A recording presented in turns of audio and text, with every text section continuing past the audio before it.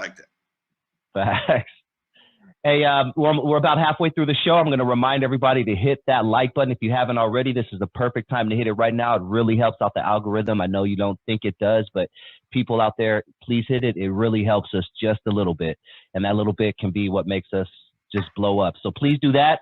Please hit that subscribe button if this is your first time joining the channel and you like what you hear. You are tuned into N.W.A. Stories with Lonzo. That is, which way? That is my man Lonzo Williams, the godfather of West Coast hip hop. I am Dusty Vision. If you are feeling extra friendly and you want to tip us a little bit, and shout out to OG Steve for the 2 tonight. Thank you so much for the super chats. There is a $ right there at the bottom of the chat. Just go on and throw your boys a few bucks. Definitely appreciate you guys. Well, let's jump into something else. Lonzo, it has been 30 years, my man. Yes. 30 years. Life is just moving too fast for my liking. Seems like yesterday we lost the late great Eazy E. Let's talk about Eazy E, for the majority of the rest of the show. And if anybody in there has any Eazy E questions, please do put them in the chat, and I will copy and paste them. Before we jump into Eazy E, though, Lonzo, we have a newer viewer. It seems like, based on the question that he's asking, because I know we've talked about this several times. But since we do have the question asked, let's talk about it. Questions and answers asked Lonzo. He says, question for Lonzo: Did he think his portrayal in Straight Outta Compton was accurate? They showed him being out of touch hater. To me, it don't sound like that. We talked about it, but answer for my man. Never happened like that, dude. I've always been one of the most open-minded people when it came to entertainment, especially rap. Remember, I've said it 1,000 times. I'm gonna say it 1,001. Nobody was a gangster at that time. Okay, nobody was a gangster. What you saw in Straight Outta Compton never happened in real life. It never happened in real life. That was just a movie. I think I was described as the first antagonist. If they would have did it right, they would have had me in a marching jacket too. Because when I'm the one that bought the jackets first, and everybody wanted one. I'm the first one that had a jacket made, and I got talked about so bad I had to go back and order 20 more the next week. Okay, the jackets cost $75 a piece. I wasn't buying them to give away. If you wanted one, you bought one yourself. All right, and that was the deal. So that's the first thing. Number 2, Yella and I ain't never shared no girls that I know of. Now, if I was sharing a girl with Yella, I didn't know it. If he was sharing one with me, he didn't know it. Usually women have a type. Most women go after what they like. Me and Yella are totally different. I'm tall and brown. He's short and yellow. Hey, most women gonna go for what they like. Don't give a damn what you say. We have never, to my knowledge, we have never crossed women. They never showed you they never showed you us as a recording group. They showed me as a club owner and them as DJs. Think about that. I was that and all that and a bag of chips. I was a club owner and I was a group leader. So it wasn't like I had them in those jackets to portray them as some kind of underlings. We all had jackets. They never talked about world-class record group, although they had it on the back of the jacket. They only talked about me being a club owner, which I thought was kind of weird, because if the movie had started correctly, it would have actually started at Eve After Dark, but Cube wouldn't have been there. Cube never played Dudos. He played Skateland, he didn't play Dudos.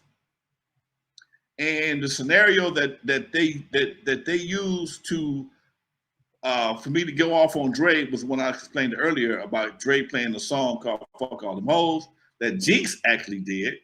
And when I got rolled up by the police about the contributing to the delinquency of a minor, I rolled his ass up. And that's how that scenario took place. But again, let me say this. I've been doing this, Eazy been dead 30 years. I was doing this shit 20 years before Eazy got started. 15 years before Eazy died. So, and I just realized, not only did I bring in Curtis Blow for the first time on LA, brought in Run DMC, I brought in Salt and Pepper, I brought in Real Roxanne, I had Alfonso Ribeiro, and if I ain't mistaken, I had Will Smith at the club as Skateland too. At one point in time, yeah, come on, man, I'm telling you, I forget more shit than I. In some cases, somebody else tell me about that. I remember because me and Yella, the real Roxanne, the Puerto Rican one, me and Yella went and picked him up in Hollywood. Salt and Pepper, same thing. They came to Skateland with Herbie Lovebug. They weren't as polished as they are now. It was all right, but okay. But we had I had a dude named Cliff Ritchie. Cliff Ritchie was a booking agent. He was bringing me all kind of stuff, and a lot of what I did I don't remember because Cliff Ritchie would bring him. I'd pay him. He'd hook him up, and they do a song or two, and they leave. So I mean, all these things were going on in Skateland between Skateland and Dudos. Like I said, I couldn't be a hater. I wasn't allowed to be a hater. I didn't have the option. I was a businessman, always have been. If somebody brought me gave me an opportunity to bring an act to Dudo, Skateland, and Even to Dark that was going to be little to no money or free, somebody I can promote, bring them on. And it wasn't until Run DMC broke my microphone that I decided to do my own group. And even then, we were still doing Skateland. We started bringing in shows in Skateland. So yeah, I was one of the first ones to bring Salt and Pepper to California, and I think I'm the only one that ever brought real Roxanne to LA. I don't remember that.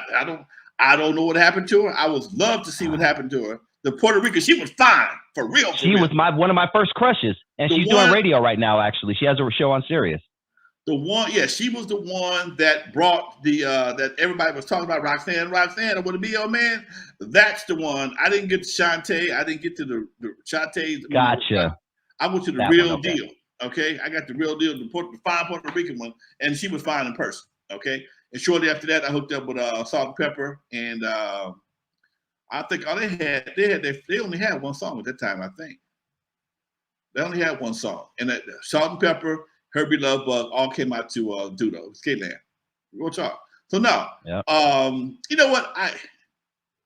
I will never be mad at the portrayal that they did me in Straight Outta Compton. Not because it was who I was. Now, I can't be an asshole. I'm a Gemini. Time to take care of business. Trust me, we will take care of business. But I was never a hater. And they just sit around drinking and smoking in my studio. Me and Yella was talking the other day. We were talking the other day about going to about Dre's start the Walk of Fame. And we were talking, man, you know what? We never had alcohol. We never had weed in the studio. At my house, I treated those youngsters like